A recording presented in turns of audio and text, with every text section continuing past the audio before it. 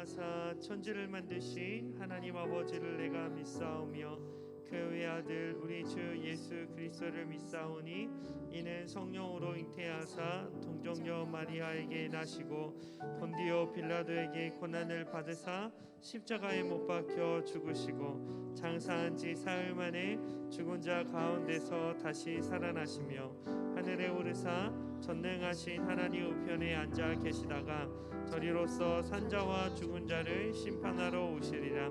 성령을 믿사오며 거룩한 공예와 성도가 서로 교통하는 것과 죄를 사하여 주시는 것과 몸이 다시 사는 것과 영원히 사는 것을 믿사옵나이다. 아멘. 오늘 주신 말씀은 마태복음 25장 1절로 13절까지 말씀을 함께 합독하시겠습니다. 마태복음 25장 1절 13절, 자, 우리 화면 보시면서 함께 합독하시겠습니다. 그때 천국은 마치 등을 들고 신랑을 맞으러 나간 10처녀와 같다 하리니 그 중에 5은 미련하고 5은 슬기 있는 자라. 미련한 자들은 등을 가지되 기름을 가지지 아니하고 슬기 있는 자들은 그릇에 기름을 담아 등과 함께 가져갔더니 신랑이 더디오므로 다 졸며 잘세. 밤중에 소리가 나되 보라 신랑이로다 맞으러 나오라 하매 이에 그 처녀들이 다 일어나 등을 준비할세.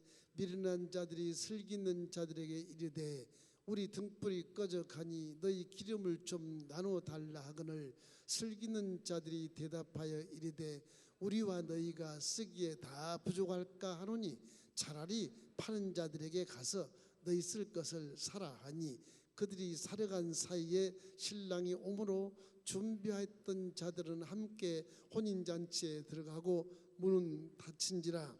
그 후에 남은 처녀들이 와서 이르되 주여 주여 우리에게 열어주소서. 대답하여 이르되 진실로 너희에게 이르노니 내가 너희를 알지 못하노라 하였느니라. 그런즉 깨어 있으라. 너희는 그날과 그때를 알지 못하느니라. 아멘. 등불을 밝혀라, 이런 제목이면 좋겠습니다. 우리가 살고 있는 세상에 믿는 자와 불신자와 함께 사니까 너도 나도 다 똑같은 존재지 뭐 그렇게 생각할 분이 많이 계실 거예요. 그러나 절대로 그렇지 않습니다. 영적으로 보면 하늘과 땅 사이의 차이처럼 엄연히 경계가 존재하고 있고 엄연히 선택받은 자와 선택받지 않는 자의 모습이다 아주 명쾌하게 보이는 겁니다. 선택받은 자는 영혼에 등불이 켜 있어요. 선택받지 않은 자는 꺼져 있는 것입니다. 그래서 아무리 잘났다고 해도 그 등불이 꺼져 있는 데서 더듬이며 살면서 자기가 최고의 확보를 낳았고 최고의 힘이 있고 행복을 만들어내도 그 사람은 어리석은 자요, 어리석은 처녀들 같은 자인 것입니다. 믿는 자는 등불이 켜 있어요. 여러분 예수 그리스도를 믿으면 성령이 와서 여러분 영혼이 벌떡 눈을 떠서 등불이 켜 있는 것입니다. 이렇기 때문에 내가 비록 힘이 없고 부족하나 하나님 주신 지혜로 살기 때문에 승리의 삶을 살 수 있게 되는 거고, 이제 마지막 주님이 재림하실 때 우리는 앞서거니 뒤서거니 주님과 함께 천국, 영원한 조국, 영원한 우리의 나라, 우리의 집으로 돌아가게 되는 겁니다. 그것이 성경 말씀의 기본인 것입니다. 예수님은 이 땅에 내려오셔서 산상 설교로부터 시작해서 마지막 감람산의 종말론의 설교로 끝납니다. 그것이 복음서의 끝이에요. 근데 그 상상설교로부터 시작해서 종말론의 설교에 이르기까지 중요한 건 무엇이냐, 이것을 중동에 있는 결혼의 부위에서 말씀을 하시는 것입니다. 중동은 굉장히 떼약볕이거든요. 결혼은 밤에 합니다. 밤에. 오늘 아침 낮에 하지 않아요.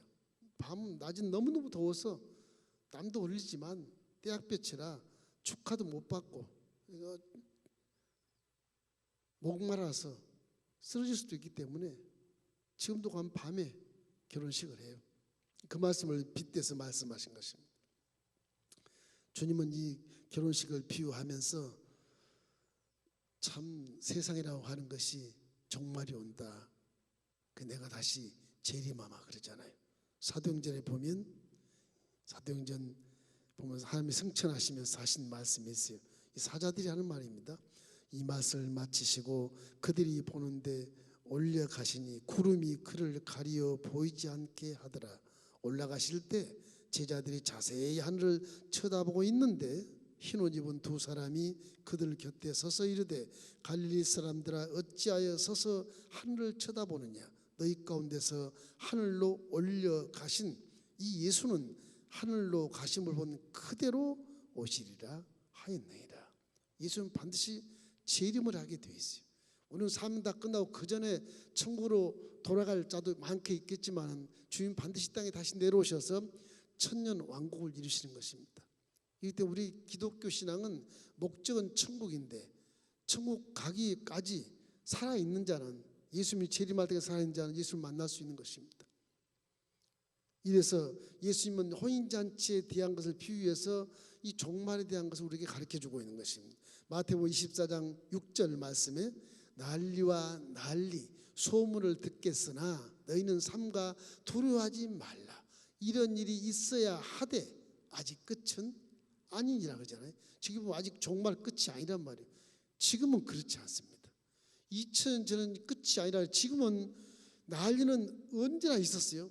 언제나 있어요. 소문이 난리가 언제나 있어요. 그러나 온 지구촌에 막 소문이 나는 것은 근간에 있는 거예요. TV에 전쟁이 막 중계되지 않습니까? 중계. 직접 좀 난리난 것이 중계되고 소문이 다 틀린 것이거든요. 거의 종말에 왔다는 것을 우리가 얘기할 수 있게 되는 것입니다. 이럴 때 마태복음 24장 42절 말씀도 그러므로 깨어 있으라. 어느 날에 너희 주가 임할는지 너희가 알지 못하니라. 가끔 성령이 충만하고 기도할 때는 오늘 밤에 주님이 오실까?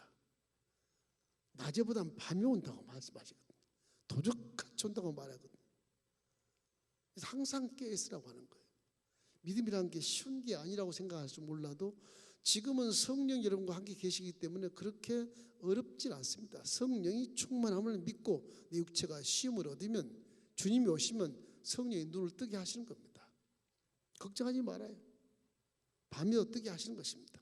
이렇기 때문에 예수님 당시 유대 결혼 풍습을 비유해서 종말을 말씀한 이 말씀에서 이 결혼식의 이 내용을 보면 주인공이 신부거든요. 근데 신부 아버지나 뭐 그런 사람 나오지 등장을 안 해요. 등장을 안 해요. 신부만 딱 등장해요. 거기에 들러리가 등장해요. 들러리가.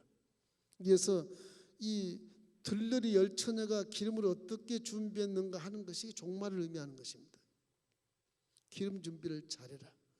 우리 오순절에 기름 준비하다 성령으로 막 역사하고 얘기하는데 사실은 포괄적인 기름이에요. 그게 믿음의 성장, 기도의 성장 이런 것들, 선한 봉사와 헌신의 성장, 세상에 빛을 비추는 모든 것들을 다 기름으로 표현을 해야 되는 것입니다. 쉽게는 성령이 계신 것으로 이해하면 딱 좋아요. 쉬워요. 밤중에 자동차 헤드라이트를 쫙 펴고 질주하는 것이 자동차에 휘발유가 없으면 움직이지 못하잖아요. 성령이 계신 빛을 밝힐 수 있다. 그런 의미에서는 성령의 해석이 참 쉽게 이해가 될 수 있지만 여기는 그 하나에 대한 이해가 아니고 이 기름이라고 하는 것은 우리 믿음 전체를 얘기하는 것입니다. 그 믿음을 실천할 때 세상에 빛이 되는 말씀을 하시는 것입니다. 항상 깨어서라는 것. 성경에 보면 25장 5절의 본문에 보면 다 졸며 잘세 그렇게 나와요. 밤중에 다 자지 않습니까? 신앙이라면 밤에도 항상 깨어 있어야 된다. 그런 의미로 부여하는 거예요. 꼭 밤이라는 의미보다 고난이 있고 어둠의 세계에서 환난을 당하고 그럴 때도 낙심하지 말고 항상 깨어 있으라는 거예요.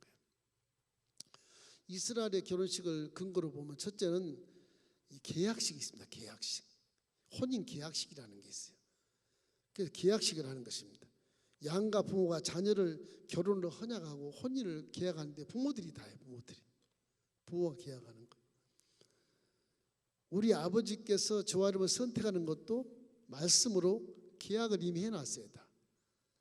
선택된 자를 때와 장소와 사람을 통해서 성령이 이끌림 받아서 어떤 방법으로든 때와 장소에 딱 불러서 이제 청혼을 하게 되는 거예요. 성경 봐서 우리보다 수천 년 전에 특별히 기록된 말씀이잖아요. 이건 우리 복중에 있기 전부터, 태어나기 전부터 하나님은 이 무리를 믿는 자로 선택을 딱 해놓고 태어나게 하신 거예요. 그게 성경을 만나게 하는 거죠. 이게 계약식, 계약. 웃지 못할 일 하나 했는데 70대 된 호라비 노인이 막 통내 가면서 자랑을 했답니다. 내가 호라비인데 난 30대 아가씨와 결혼합니다. 막 자랑하다가 모두 다 자랑했는데 신부님한테만 자랑을 못했대요. 천주에 가서 고해성사 하는 곳에서 신부님한테 가서 그랬대요. 신부님, 저는 70대 호랍인데 내가 30대 아주 예쁜 아가씨와 결혼하게 됐습니다. 그것이 죄는 아니지요? 본인이 대답하고 본인이 질문하고 그래요. 근데 그 아가씨가 돈이 너무 많답니다. 그 돈이 많은 아가씨가 나와 결혼했으니 그 내가 일부러 꼬여 사는 것도 아니고 그 아가씨가 나를 좋다고 결혼했으니까 이건 죄는 아니지요. 또 그렇게 하더라고요. 그리고 신부님이 하는 말이, 지금 교우께서는 이 말씀을 왜 저에게 하십니까? 그러니까 70대에 있는 호랍이 노냐 어르신이 하는 말씀이, 내가 동네에 다 자랑을 했는데 신부님한테만 자랑을 못 해가지고서 입이 자꾸 이렇게 달고 달아서 오늘 와서 고해성사를 하는데 신부님한테 자랑하러 왔습니다. 그렇게 얘기하다 결혼이라는 것이 그렇게 좋은가 싶을 정도로, 이 결혼의 의미를 부여하는 하나님의 의도는 뭐냐? 너희들은 신부니라 나는 신랑이라, 그런 것이거든요. 물론 목자와 양의 관계도 있고 포도나무와 줄기의 관계도 있고 있지만은 이 신부와 신랑의 이 의미는 굉장히 우리 마음에 사무치게 사랑하는 의미가 있지 않습니까? 사랑을 얘기하는 것입니다. 이래서 혼인 계약식을 중동을 해요. 그래서 아버지가 신부 아버지에게 계약식 할 때 그 히브리어로 킨얀이라고 그런답니다. 킨얀. 이 킨얀이라는 단어가 뭐냐 그러면 신부 아버지에게 신랑 아버지가 몸값을 지불하는 거예요. 그 계약식을 해요. 마치 우리 예수님이 우리의 모든 죄를 속량해 주시고 아버지가 신부로 받아들이는 거예요. 이 아버지가 자식에게 속량하게 하고 나서 예수님의 신부가 되게 하는 거예요. 그 의미를 갖고 있어요. 그래서 중동의 이 혼인 계약식은 예수님이 비유한 이 말씀, 바로 그 말씀을 얘기하는 것입니다.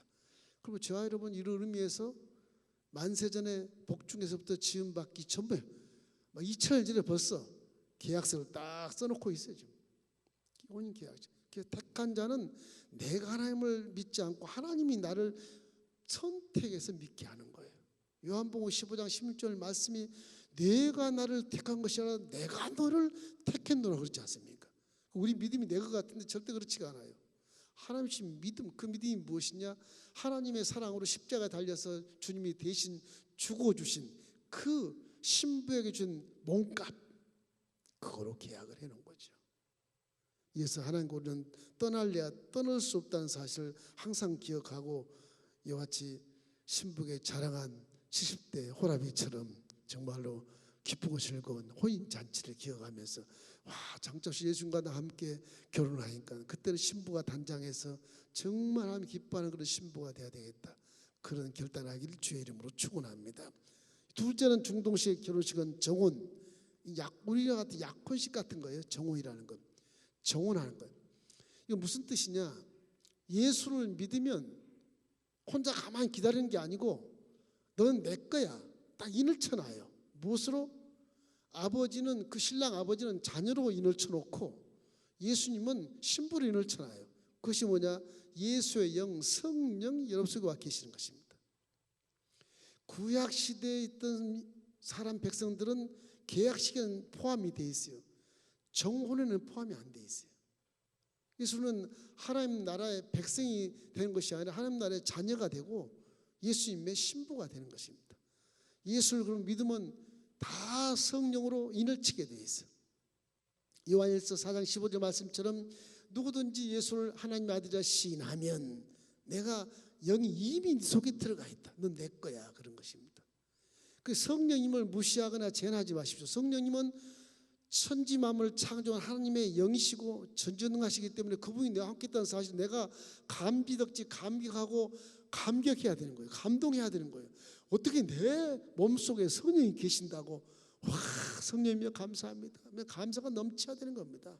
그 성령이 성품대로 성령의 인격대로 성령이 하신 말씀대로 성령이 말씀을 따라 순종한 대로 함께 내 몸이 순종할 수 있도록 헌신을 해야 돼.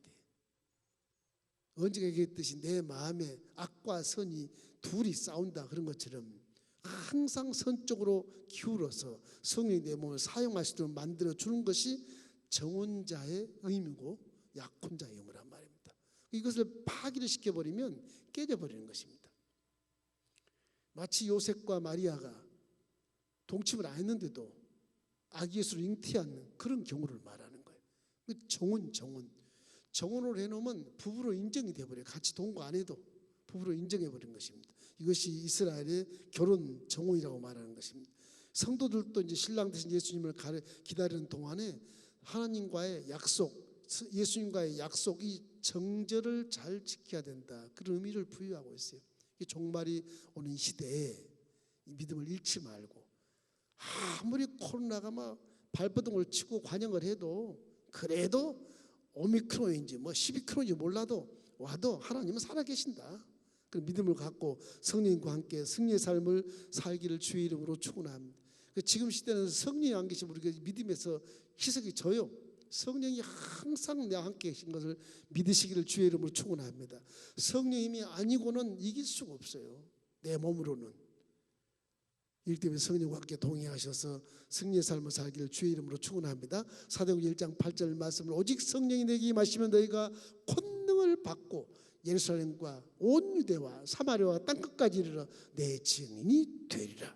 성령이 계시야 내 지혜가 드러나고 성령이 계시면 나는 음성을 들을 수 있고 성령이 있으면 많은 깨달을 수 있고 성령이 계시야 내 손과 발이 말씀에 순종할 수 있는 그런 상태를 만들어주기 때문에 성령과 함께 동행할 때는 이 세상 어떤 것도 다 이길 수 있다는 사실을 마음속에 믿기를 주의 이름으로 축원합니다. 자, 그럼 세 번째는 뭐냐? 이제 결혼하는 것이에요. 잔치를 참여하는 잔치. 이제 결혼 잔치를 하는 거예요. 이게 중요한 것입니다. 예수님께서 하나님 나라에 가시면서 내가 가거든 네 집을 다 지어놓고 오라 했을 것이다.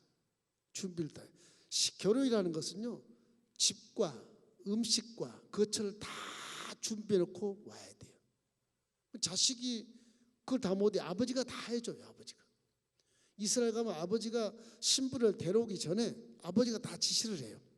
때와 장소, 시간을 다 정해. 아버지가 본인이 못 정해요. 그래서 아버지가 자식에게 너 돈 준 거 집 준비했냐, 음식 준비했냐 다 확인을 해. 아버지가 그 다 준비가 되면 아버지가 날짜를 딱 정해요. 그 날짜는 아버지밖에 몰라요. 신랑 본인도 몰라. 그 예수님도 하신 말씀이 이때는 아버지만 아시느니라. 똑같은 얘기입니다. 이게 종말의 시대에 대한 그 천국 잔치의 시대에 대한 재림의 시대에 대한 그 날짜를 주님이 얘기하시는 것이죠. 이 모든 말씀이 유대의 결혼 풍습에 빗대어서 하신 말씀이기 때문에 1년쯤 지나면 신랑 아버지가 이렇게 집과 살림 장만하는 것, 뭐 이런 음식 장만하는 것, 집 어떻게 수리하고 어떻게 잔치 준비를 하고 이걸 다 지시합니다. 지시해서 결혼식 날짜와 시간과 때를 정해서 신랑에게 가서 신부를 데려와라. 그 날짜가 이제 결혼한 날짜라. 그 날짜는 아버지밖에 몰라요. 마태복음 24장 36절. 그러나 그 날과 그 때는 아무도 모르나니 하늘의 천사들도 아들도 모르고 오직 아버지만 아시느니라. 아주 명확하게 저렇게 되어 있어요. 그러니까 지난 세월 뭐 점쟁이들이나 뭐 몇 월 며칠 날 재림한다. 다 이단들이에요. 다 전부 이단들이에요. 전부 이단인 것입니다. 성경을 몰라서 그러는 거예요. 드디어 이제 하나님이 허락이 떨어지면 신랑 신부를 모셔오는 절차가 진행되는데 이 신부는 신랑이 올 때를 기별을 했기 때문에 이제 1년쯤 되면 언젠가 신랑이 올 것이다. 항상 기름을 준비하고 있어요. 특별히 신부 측의 들러리도 있지만 신랑 측의 들러리도 파견을 시켜요. 중동원 가면 신랑 측의 들러리 여인들 파견을, 신랑 친구 여인들을 파견을 시켜. 그 가서 기다리게 해요. 결혼 잔치를 거기 신랑을 만나서 데리고 와야 되니까 이 들러리가 우리 성도들에게 굉장한 의미를 부여하는 것입니다. 이 들러리가 들러리 할 때 하루 이틀이 아니고 일주일 기다릴 수도 있고 하기 때문에 뭐 한 2주 전부터 기다리는 거예요. 밤에 오니까 등불을 켜야 돼. 밤에 오니까. 이래서 등불을 준비하는 것입니다. 우리 영혼에 등불에 기름이 들어있어야 불이 켜지는 것처럼 우리는 성령이 와서 등불을 환히 켜고 다니지만은 이 여기 나오는 성경이 나오는 10처녀들은 5처녀는 기름이 부족해서 등불이 꺼져 있는 입장이고 지금은 켜 있을지라도 신랑이 왔을 때 꺼져 있는 입장이고 5처녀는 슬기로운 처녀로서 등불이 켜 있는 입장이거든요. 이 결과는 엄청 차이가 나는 겁니다. 결과는 불이 켜 있는 자는 신랑을 맞이하고 불 꺼진 자는 맞이할 수가 없는 거예요. 그 믿음을 지키라는 겁니다. 내가 마지막 말세에 너희 믿음을 포기했느냐 그런 것입니다. 지금 코로나 시대에 우리가 자꾸 방역 지침에 이렇게 기대어서 그걸 지키면 코로나가 안 걸리겠냐 이런 생각을 하지만은 과학적인 것은 증거니까 분명히 감염이 됩니다. 그래서 마스크를 쓰는 겁니다. 믿어도 써야 돼. 그건 분명히 감염이 되니까 쓰는 거예요. 그러나 믿음은 그렇지 않아요. 믿음 하나님이 성령이 너와 함께 계시기 때문에 오늘 지켜주신다. 이런 믿음으로 항상 예배에 빠지지 말고 함께 동참해서 은혜를 받아야 되는 것입니다. 이어서 중동은 대개 날씨가 덥기 때문에 이렇게 밤에 이렇게 결혼식 하는 것은 성경도 보면 저녁이 되고 아침이 되고 저녁이 되니 첫째 날이냐 그런 나오지 않습니까? 저녁이 시작이 저녁이 신기하죠. 우리나라가 좀 닿습니다. 이게 기후가 그래서 그런 것 같아요. 초저녁에 신랑이 올 줄 아는데 기다리는 신랑이 계속 나타나지 않아요. 밤은 깊고 다 졸다가 눈을 떠 신랑이 안 나타나. 그러다가 갑자기 신랑이 나타나면 이제 기름을 등불에 불을 켤 때 기름이 부족하면 난리가 나는 거죠. 이제 며칠 가는지 모르겠지만 그래서 항상 기름을 준비하는 말은 뭐냐? 믿음을 신실하게 잘 실천하라는 것입니다. 또 중요한 성령의 충만은 항상 충만하게 있어야 돼요. 깨어서 기도해야 되니까. 믿음이란 건 기도를 통해서 깨어나는 것이거든요. 믿음이란 건 말씀을 통해서 깨닫는 것이거든요. 믿음은 성령을 통해서 직접 분별하고 직접 듣고 직접 실천하는 것이거든요. 그렇기 때문에 믿음의 전반적인 것을 기름이라고 생각하는 것이 맞습니다. 어떤 의미냐? 왕의 잔치에 들어갈 때 예복을 입고 들어가요. 중동은 예복을 딱 입고 들어가요. 예복을 입지 않은 자는 무례한 자로 여겨요. 감히 왕 앞에 오면서 그런 복장을 하고 와 쫓겨나는 겁니다. 딱 그런 입장이에요. 항상 우리 믿음 속에서 하나님 기뻐하는 그런 자세와 성품과 마음을 가지고 살아야 된다고 하는 말씀을 하는 것입니다. 드디어 신랑이 신부가 한 주간 호인잔치를 벌어지는데 신부가 단장한 것을 이 들러리 같은 바두에 잘 안 보입니다. 이게 신랑 집에 데리고 가거든요. 그 신랑 집에 데려가면 거기다 막 천을 이렇게 뭐 천장에 막 겹겹이 쌓아놓고 커튼을 쳐놨기 때문에 신부가 아주 이쁘게 단장해서 잘 안 보여. 그게요. 이스라엘 가면 잘 안 보여. 숨긴 것처럼 보여요. 완전히 천사처럼 가운데 모시기 때문에. 그래서 그 밤에 그걸 보려면 아주 한참 눈을 아주 여기에서 이 각도를 잘 맞춰서 봐야 볼 만큼 그 정도입니다. 신부가 잘 안 보입니다. 우리 입장에서 지금 성령 충만해서 예수님 오실 때가 언젠가 기도할 때 하나님 음성도 볼 수 있고 환상도 볼 수 있고 그런 것처럼 보일락 말락 그런 의미가 있어요. 이게 무엇이냐? 신부의 대기실이 어디냐? 교회예요. 교회. 신부의 대기실이 교회예요. 집에서 기도하면 좋지만 성전 와서 기도하면 더 하나님이 기뻐하시고 우리를 신부 삼고 계시기 때문에 은혜를 베풀어 주시는 것입니다. 우리가 앉은 이곳 교회의 공동체가 바로 신부 대기실이고 여기서 우리가 잘 단장하고 신랑 기다리는 모습, 예비하는 모습, 이것이야말로 신부의 모습이거든요. 여러분 지금 앉아 있는 모습은 굉장히 거룩해 보이고 깔끔해 보이고 아주 단정해 보이잖아요. 영적으로 보면 이것이 면류관을 써 있고 세마포를 입고 있는 모습을 보인다고. 그런 것을 그래서 예배는 신령과 진정으로 주님께 드려야 돼. 가정에서 예배 드릴 때도 성전에 와서 예배하는 것처럼 그렇게 깔끔하게 반듯하게 그렇게 예배를 드리십시오. 그것이 마땅한 것이고 그 신랑이 봤을 때 기뻐하는 것입니다. 우리 엘린교회가 신부 대기실로서 믿음을 잘 가꾸고 신랑을 기다리는 모습이라면 이 교회에 또 한 번 큰 기적을 맞이할 수 있게 되는 것입니다. 그래서 이 슬기로운 다섯 처녀는 이 종말 성도의 모델을 말씀한 거예요, 사실. 그리고 어리석은 다섯 처녀는 경고를 하는 성도로 볼 수 있습니다. 이 때문에 항상 결론은 뭐냐? 불을 끄지 말고 잘 살자, 믿음으로 살자. 그런 의미이기 때문에 항상 이 종말에 다가와서 우리 마음에 성령으로 충만해서 여러분 영혼의 등불이 꺼지지 않도록 성령으로 충만해서 배운 것, 말씀, 기도로서 믿음을 잘 실천하면 영원히 등불이 꺼지지 않는 신부로서의 아름다운 모습을 하나님 보시고 상을 나뉘어 주시는 것입니다. 이런 우리 하나님 자녀인 우리가 내가 등불, 복음의 불을 밝히는 사람, 기쁜 소식의 불을 밝히는 사람, 세상을 밝히고 희망의 불을 밝히는 그런 성도가 되기를 주의 이름으로 축원합니다. 오늘 또 대림절이 가깝거든요. 그러니까 대림절이기 때문에 예수님 오시는 기다리는 것을 대림절이라고 그래요. 기다린다, 기다릴 때자 쓰거든요. 이런 기다림에 있을 때 우리가 예배를 이렇게 코로나 중에도 성도에 나와서 다 기도하고 예배하고 이런 모습을 주님이 굉장히 기뻐하시는 것입니다.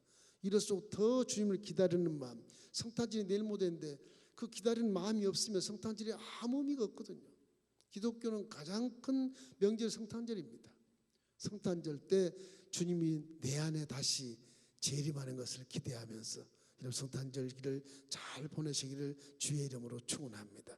그러면 대림절은 나의 등불을 점검하는 기간이니까 항상 기도 많이 하시고 성령과 함께 동의해서 이 연말 연시까지 쭉 한 두 달 동안은 그냥 일사천리로 신앙의 관리를 잘하고 영적인 관리를 잘해서 은혜를 받고 또 새 2012년도에 엄청난 꿈을 꾸고 다시 전진하는 여러분 되시기를 주님의 이름으로 축원합니다.